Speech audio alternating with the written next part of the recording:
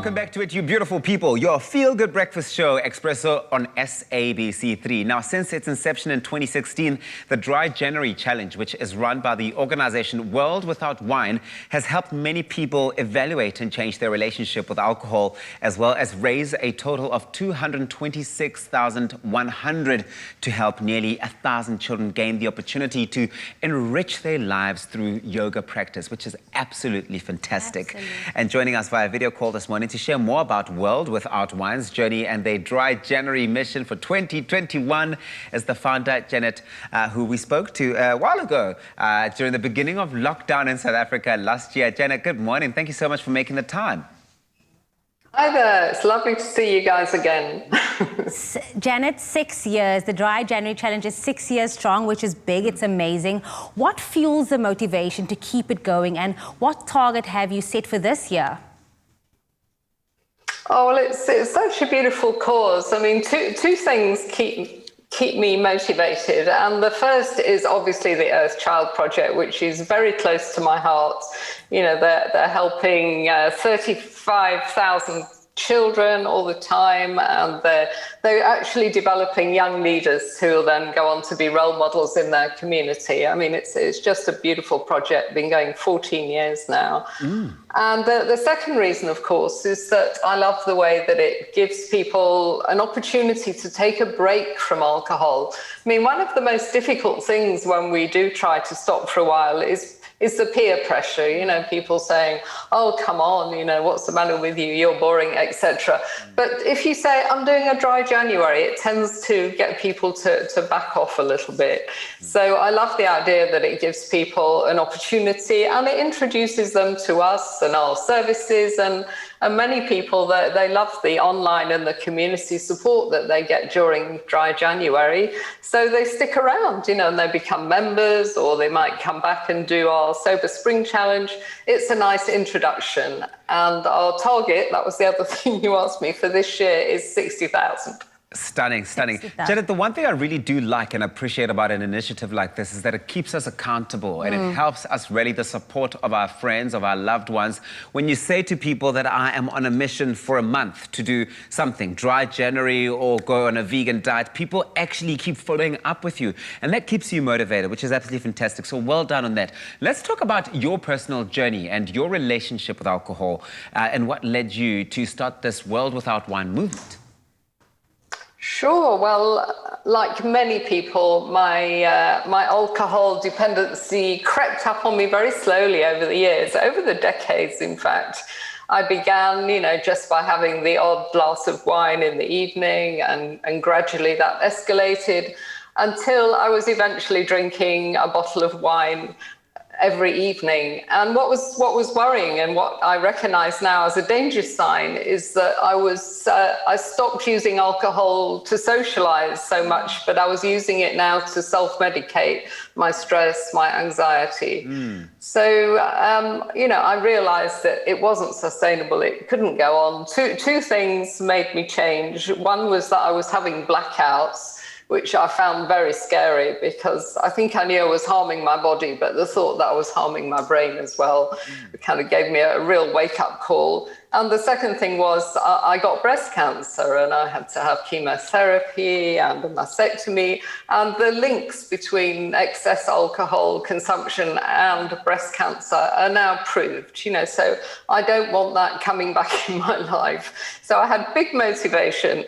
So I trotted along to AA because I didn't know what else to do. And even though I tried several meetings, I just couldn't quite find my people there. I couldn't find my tribe.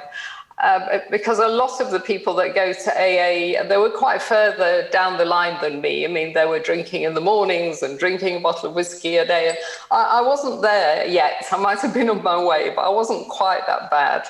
So I carried on looking for the right group, and eventually I found a workshop in London, where I'm from, and it was just a one-day workshop, but they gave us information, they gave us tools, and most importantly, I was able to connect with people like me, you know, women with good jobs that were drinking a bottle of wine an evening.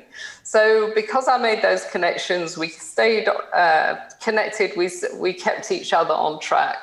So I got sober, returned to South Africa, and I thought, well, I've got 25 years experience in training and development in corporates because that was my job. So I thought, well, I can design and facilitate my own workshop because there's definitely a need for it here because there's only AA for South Africans. So that's what I did. And November 2015 was the first workshop. We've run more than 50 now. We've helped hundreds of people. And what's lovely is people that have got sober with us, they've stuck around, they haven't left our community. And we now call them sober buddies, and they're helping new people that come into our community. So it's all come together beautifully, and I feel very blessed to be doing this work. It's so rewarding. Fantastic. Inspiring, and congratulations to you for being and staying sober, and also now giving a platform to others to find, their group and their people. But I also want to touch on the Earthchild Project, which is the beneficiary of the Dry January Challenge fundraiser. It has various programs that it offers to vulnerable children in Khayelitsha and also in Lavender Hill. Tell us a bit more about those and how the funds raised from the Dry January Challenge assist with that. Sure. Well, the easiest way to explain it is to think about that 220,000 that we've raised over the years. But I think your colleague gave us the exact figure there, which is more than I knew. Well done. I did. So that amount of money has enabled 880 children to go through a whole year of yoga and life skill classes. And these classes, it's not just about doing postures. You can see the children there, they do the postures, they do meditation, and they absolutely love it. But it's much deeper than that. They learn how to look after their bodies, how to respect their bodies. So in fact, the girls, the teenagers in the Earthchild Project are much less likely to get pregnant, than their peers because they respect their bodies more. They learn healthy nutrition. And they learn how to boost their immune systems, which is particularly important in these days of COVID-19.